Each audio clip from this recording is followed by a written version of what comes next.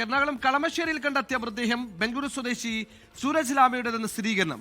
പിതാവ് സിസ്റ്റത്തിനിരയെന്നും നിയമ നടപടിയുമായി മുന്നോട്ട് പോകുമെന്നും മകൻ സാന്റോൺ ലാമ 24-നോട് പറഞ്ഞു. മൃതദേഹം കൊച്ചിയിൽ തന്നെ സംസ്കരിക്കും.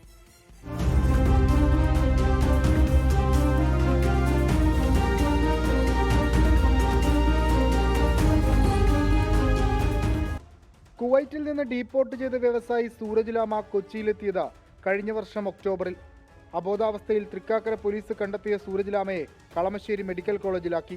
അവിടെ നിന്ന് ലാമ എങ്ങോട്ട് പോയെന്ന ചോദ്യത്തിന് ആർക്കും ഉത്തരമില്ലായിരുന്നു.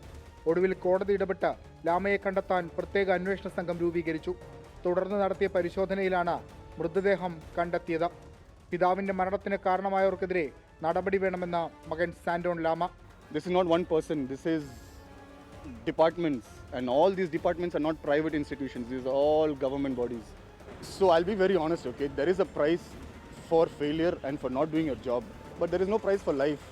And I just lost my dad. The biggest price in my life is gone, you know. No, after this I just want the people of Kerala, I want the High Court to understand what happened. സിസ്റ്റത്തിനെതിരെ കോടതിയും പടിയെടുത്തു.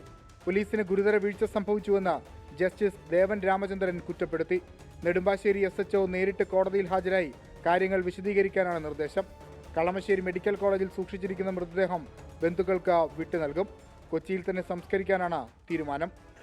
കുവൈറ്റിലായിരുന്നെങ്കിൽ സൂരജ് ലാമ ജീവനോടെ ഉണ്ടാകുമെന്നായിരുന്നു കോടതിയുടെ പ്രധാനപ്പെട്ട പരാമർശം. ഇത് വിരൽ ചൂണ്ടുന്നത് കേരളത്തിലെ സംവിധാനങ്ങളുടെ പരാജയത്തെയാണ്. കൊച്ചിയിൽ നിന്ന് വിഷ്ണു സുരേഷ്, 24. ലോകത്തെവിടെയായാലും ഏത് സമയത്തും 24 വാർത്തകളും ഓഗ്മെന്റഡ് റിയാലിറ്റി പാക്കേജുകളും എക്സ്പ്ലെയിനറുകളും വിശദമായി കാണാൻ ഞങ്ങളുടെ യൂട്യൂബ് ചാനൽ നിങ്ങൾക്ക് സബ്സ്ക്രൈബ് ചെയ്യാം.